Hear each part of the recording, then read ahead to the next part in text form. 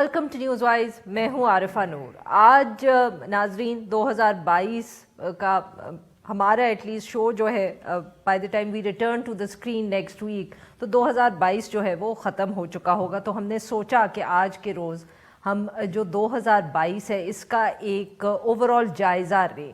अब पाकिस्तान के अंदर जब भी कोई साल ख़त्म होता है तो मेरे ख़्याल में ये कहना गलत नहीं होगा कि सियासी तौर पे जो वो साल होता है हंगामा खेज़ ही होता है। कभी भी कोई ऐसा साल नहीं गुजरा जिसमें हम कहें कि बहुत ज़्यादा कोई सियासी डेवलपमेंट्स नहीं हुई, कोई अनसर्टनिटी नहीं रही। मगर शायद अब तक हम ये कह सकते हैं कि 2022 जो है बाकी सब सालों को पीछे छोड़ गया। It is a year that surely will stand out for us. सियासी तौर पर देखें, मईशत के हवाले से देखें, मौसमी लिहाज से बात करें या ऑफ कोर्स जो हमारा एक बहुत बड़ा मसला रहा है दहशतगर्दी का, तो ये साल हम सबको किसी न किसी वजह से ज़रूर याद रहेगा। शुरू तो हुआ था ये तो बात इंटरनेशनली की जा रही थी, यूक्रेन की जंग शुरू हुई, मगर उसके बाद हमारे यहाँ बहुत बड़ी तब्दीली आई, वोट ऑफ नो कॉन्फिडेंस। और एक दफ़े जब ये वोट ऑफ नो कॉन्फिडेंस की सारी तहरीक शुरू हुई तो लग ये रहा था कि जैसे पाकिस्तान तहरीक इंसाफ जो है उसकी अब सियासी ज़िंदगी कोई ख़ास रही नहीं। अब उस वक्त तक काफ़ी सारे बाई इलेक्शंस जो थे वो पाकिस्तान तहरीक इंसाफ हार चुकी थी। सबका ख्याल था वो पावर में आए जो हैं उसके पीछे भी उनकी बहुत मदद की गई थी। अब ये मदद भी अगर ख़त्म हो रही है तो क्या बचेगा इस पार्टी का।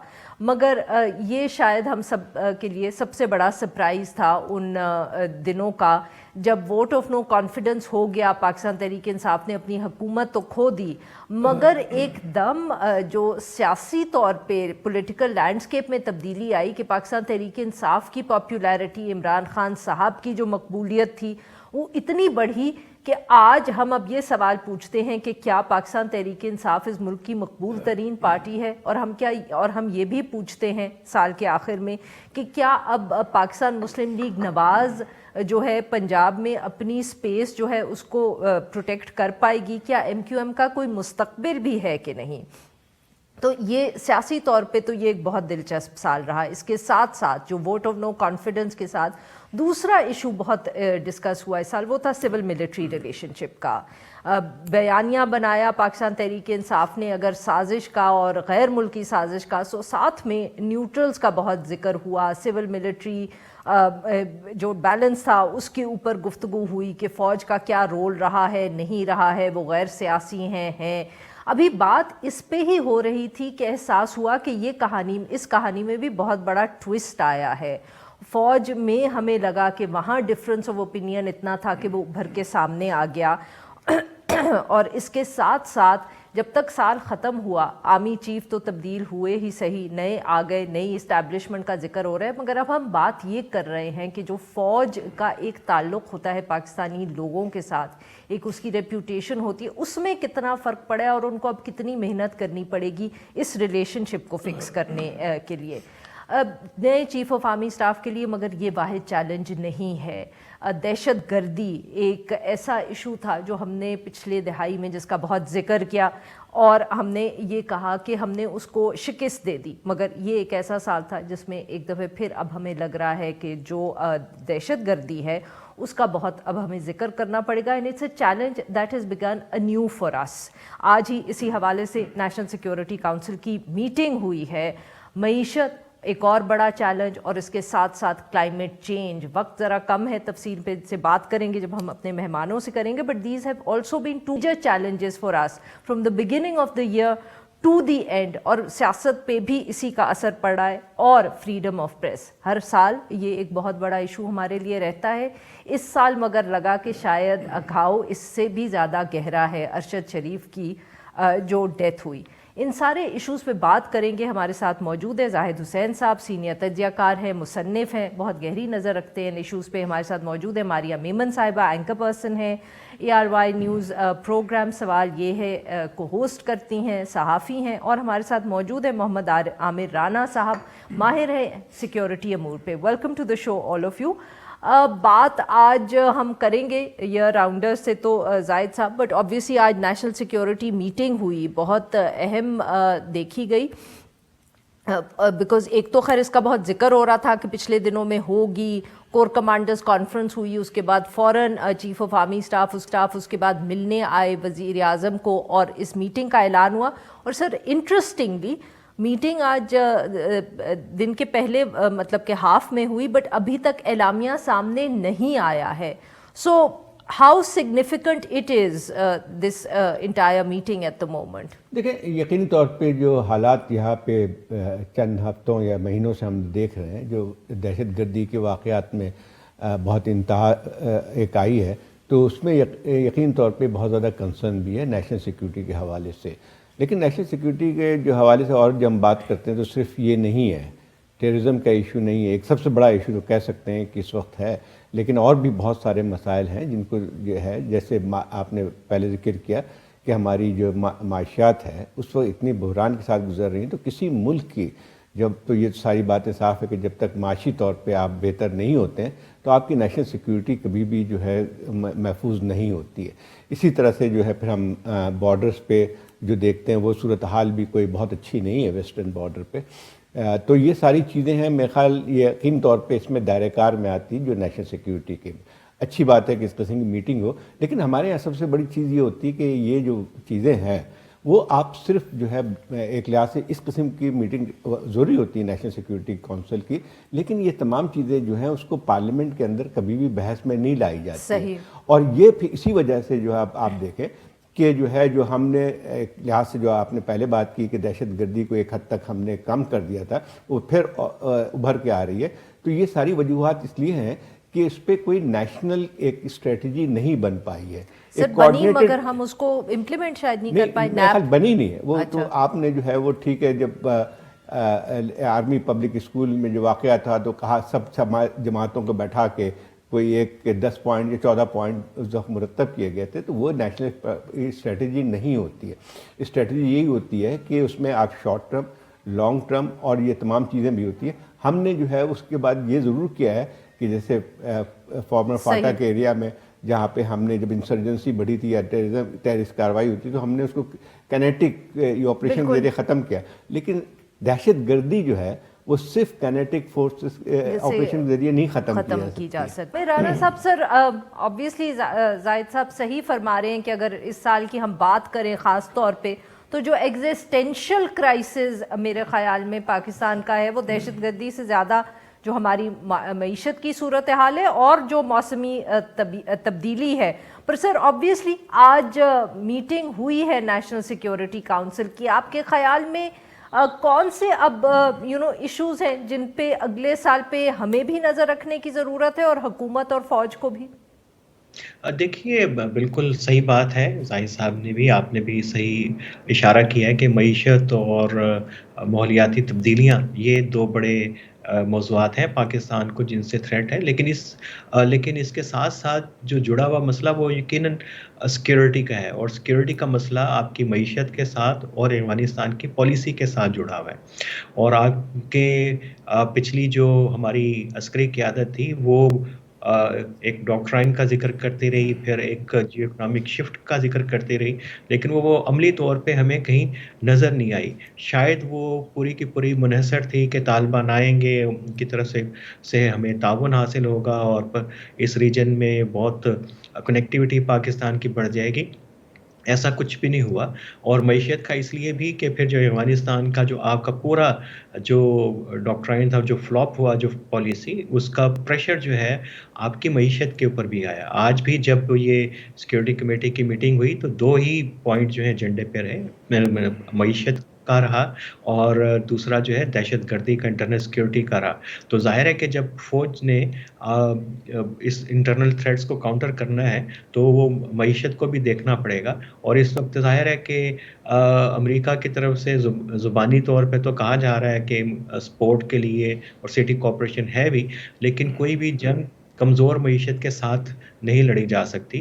तो ये चैलेंजेस जो हैं आमिराना 2 साहब चीज़। माफ़ करिएगा, यहाँ मैं आपकी बात काट रही हूँ, बड़ा अहम आपने नुक्ता उठाया सर, और ये और भी लोग बात कर रहे हैं कि इस दफ़े यही जंग अगर मतलब कि जो फाइनेंशियल हालत रही तो फिजिकल स्पेस ही शायद ना हो, जिस किस्म के खर्चे हो सकते हैं इस तरह की एक काइनेटिक ऑपरेशंस के लिए ही, let alone the other issues जिनका जाहिद साहब ने जिक्र किया।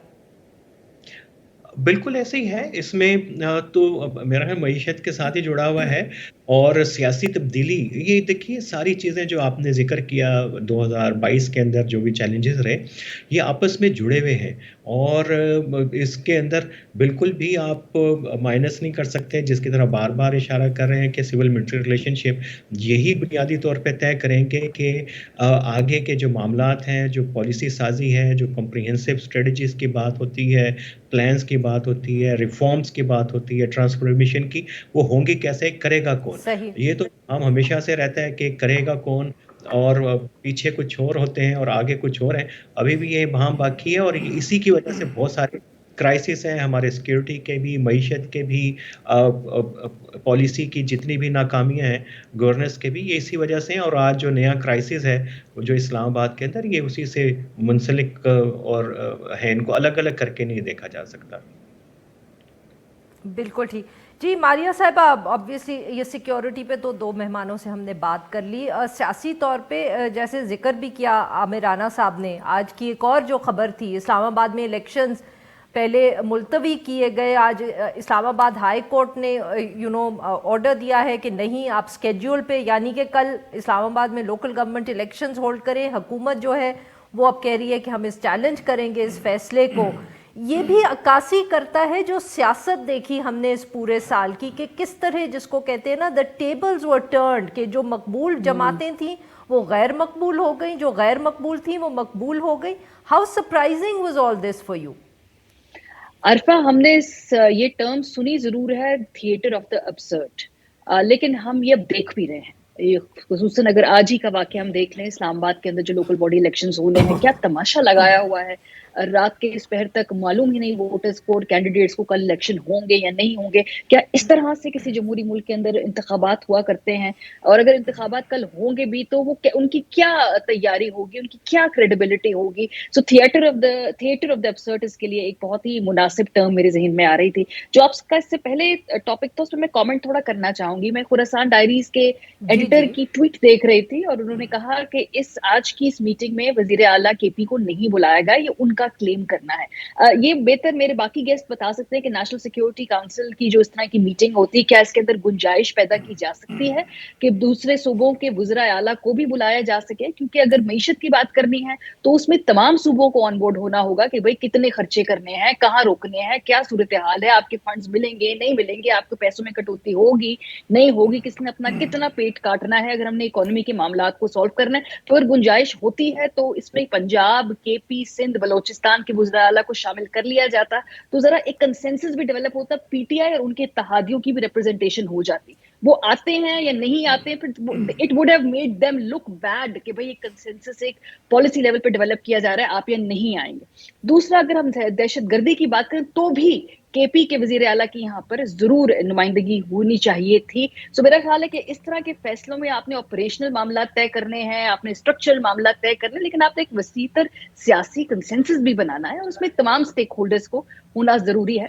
पीटीआई एक बड़ी सियासी हकीकत है, वो भी इसमें शामिल होती तो बहुत बेहतर होता। हैविंग सेड दैट जी, पाकिस्तान में गुज़श्ता एक साल से जो हमें सब मामला देख रहे हैं, एटलीस्ट मैंने तो इनमें से बहुत सारी चीजें पहली दफा देखी, लेकिन एक बात है ये मैं तय नहीं कर पा रही कि गुज़श्ता जो 4 महीने से 2017 से बात की जाती है जी कि जो एक पूरा हाइब्रिड रजीम को इम्प्लीमेंट करने की तरफ कदम बढ़ाया गया, कंसीव तो बहुत पहले कर लिया गया था, तो मुझे समझ नहीं आती कि इसमें हम जब दोनों चीजों को वे आउट करते हैं तो किसका पलड़ा भारी रहता है।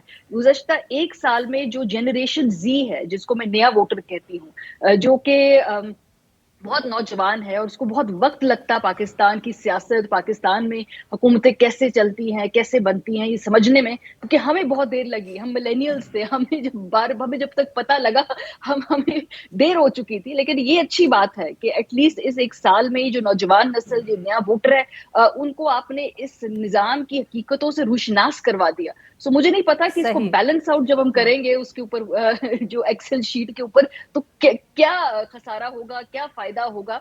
लेकिन ये 2-3 अहम रिमार्केबल चीजें जो इस साल में हुई है, मेरा ख्याल था कि पॉइंट आउट करना जरूरी है। बिल्कुल ठीक। जाहिद साहब, जो मारिया साहिबा ने जिक्र किया है ना कि बैलेंस शीट, अगर आप इस साल की बैलेंस शीट बनाएंगे सर, तो क्या कोई वो जो जिसको कहते हैं ना कि is there anything which is not in the red? मुझे तो लग रहा है कि हर चीज़ ही जो होगी ना वो नेगेटिव्स में आएगी। I don't know what the term is for accounting, but कोई पॉजिटिव भी था इस साल का? अरफा, बड़ा मुश्किल है कहना कि पॉजिटिव चीज़ क्या थी।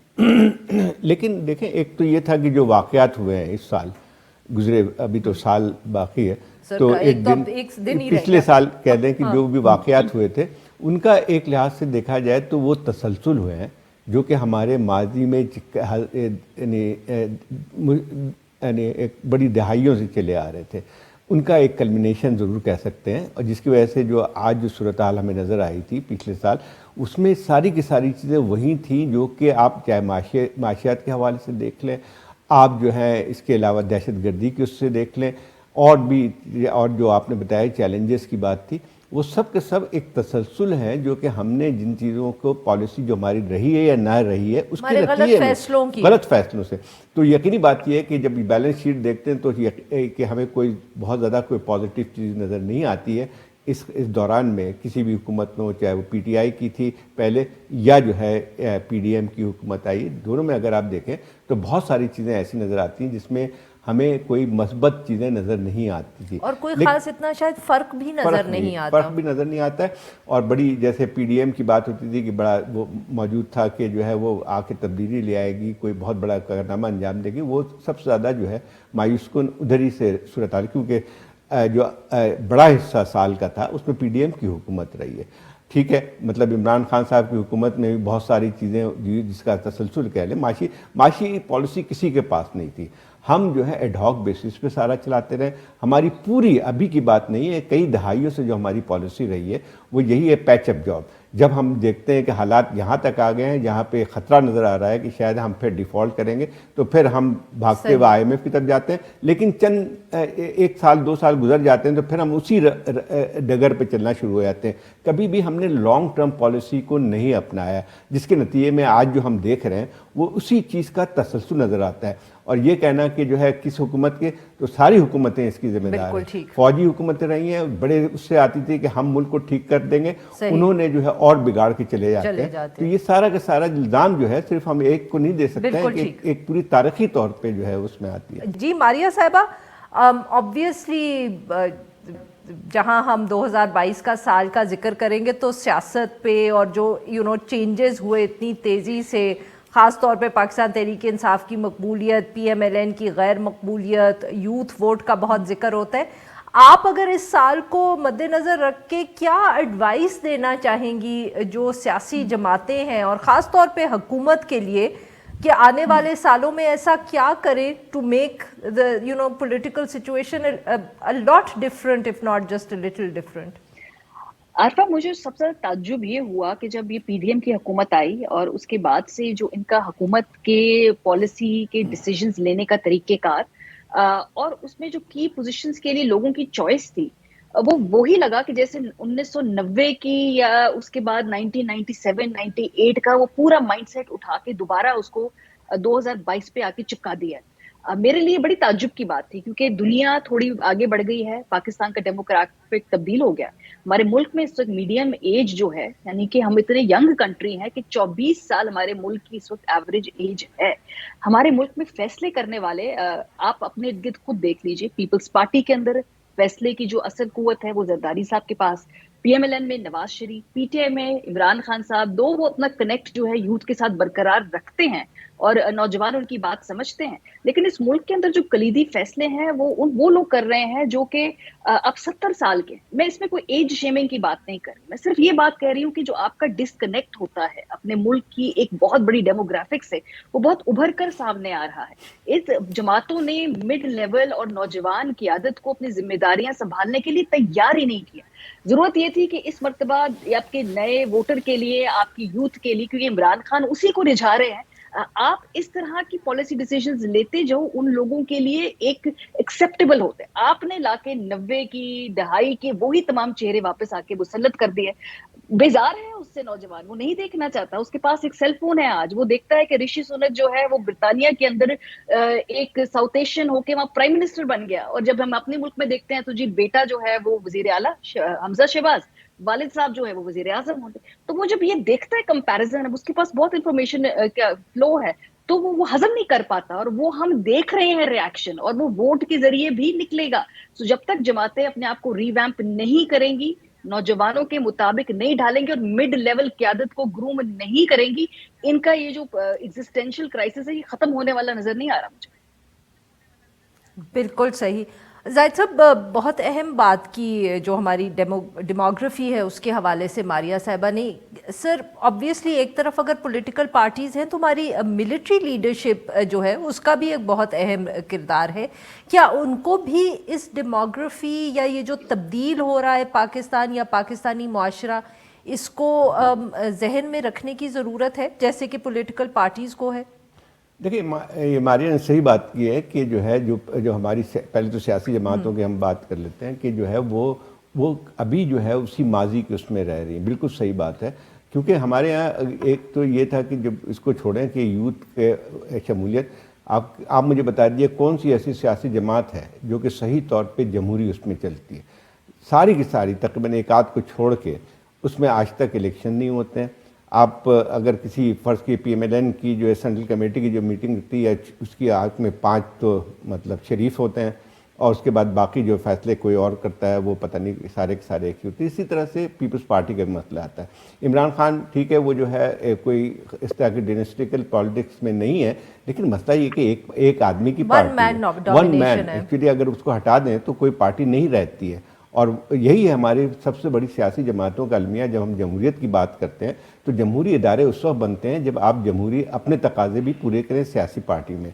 آپ یہ بالکل صحیح بات ہے کہ اگر آپ دیکھیں تو کسی پارٹی میں آپ کو ینگ لوگ نظر نہیں آتے. کسی پارٹی میں دیکھ لیں کہ جو ہے کوئی نئی پوسٹ جو ہے کہ اپنے آپ کو دیکھیں کوئی نیا لیڈر ابھر کے آ رہا ہے جو کہ جو ہے ایک جنریشن کو ریپرزینٹ کر رہا ہو, کسی پارٹی میں بھی ہمیں نظر نہیں آتا. ایک کا جو اسی خاندانی پارٹی میں سے کوئی ایک آدھ کو وہ کر دیتے ہیں. تو یہ ایک بہت بڑی چیز ہے. لیکن اصل بات جو ہے وہی آتی ہے کہ آپ اٹھا کے دیکھ لیں سیاسی پارٹیوں کو, ان مسائل کو جو کہ پاکستان کے اصل مسائل ہیں, جہاں پہ ایجوکیشن کا مسئلہ ہے, جہاں آپ ینگ جنریشن کی بات کر رہے ہیں, جہاں پہ 65% کی آبادی آپ کی وہ جو ہے وہ آپ کی 18 سال سے لے کے جو ہے وہ 35 سال کی عمر کے ہیں. تو اس آبادی میں اگر دیکھا جائے تو ایجوکیشن میں کتنے ہم پیچھے رہ گئے. اگر جو ایجوکیشن ملتی بھی ہے اس کی کوالٹی زیادہ دیکھ لیں. اور یہ بات بالکل صحیح ہے کہ جیسے مفتی اسماعیل نے جو بات کی تھی کہ 1% ہے, وہ یہ حقیقت کی بات ہے. 1% لوگوں کی یہ حکومت ہے. مفتی اسماعیل نے جو کالم لکھا تھا تو وہ بالکل صحیح بات ہے, اور یہ حقیقت ہے کہ یہ جو ہے ہمارا ایک جو ایلیٹ کیپچر ہے وہ اس نے اس ملک کو کہیں آگے جانے نہیں دیا. جب ایلیٹ کیپچر کی بات کرتے ہیں تو صرف سیاسی جماعتیں نہیں آتی ہیں, اس میں ملٹری کا بہت بڑا ہے. کیونکہ اس ملک کے اندر آپ دیکھیں کہ جو ہے ملٹری یعنی زیادہ تر جو ہے اس کی حکومت رہی ہے, اور اگر نہیں بھی ڈائریکٹ حکومت رہی ہے تو پاور اسٹرکچر میں اس کا وہ تھا. تو یہ سارے کے جب ہم بات کرتے ہیں ایلیٹ کیپچر کی تو صرف ایک اس کی بات نہیں کرتے ہیں. ایلیٹ کیپچر وہی ہے کہ سارے فیصلے, آپ مجھے بتائیے کہ سارے ذرائع وسائل اس ملک کے وہ کت لوگوں کے کام آتی ہے. نہیں, جو آپ لوگوں نیچے طبقے کے دیکھیں جہاں پہ آپ اپنے لوگوں کو ایجوکیشن نہیں دے سکتے, جہاں پہ آپ کی جو نئی آبادی نئے لوگ جو پیدا ہو رہے ہیں اس میں آپ کے 48% لوگ جو بچے جو ہیں وہ اسکول نہیں جا سکتے ہیں. تو آپ مجھے بتائیے ترقی کس طرح سے ہوگی. ایک اور بات بھی ہے کہ سب سے بڑا ایک اور مسئلہ جو آتا ہے جو ہم نے کلائمیٹ چینج کے حوالے سے کلائمیٹ چینج کی جو بات کرتے ہیں تو سب سے بڑا ایک اور اس کے ساتھ جو بندھا ہوا مسئلہ ہے جس کے ایجوکیشن کے ساتھ بھی معاشیات کے ساتھ وہ پاپولیشن کنٹرول کی بالکل ہے. صحیح. پاکستان کی آبادی جتنی تیزی کے ساتھ بڑھ رہی ہے وہ آپ مجھے بتائیے کہ کتنے وسائل آپ لے کے آئیں گے. آج تک کسی پولیٹیکل پارٹی نے یا کسی حکومت نے, ملٹری حکومت نے کبھی بھی اس پہ بات نہیں کی ہے. بالکل صحیح. جی اس سے پہلے صاحبہ آئی نو آئی وانٹ ٹو ایڈ.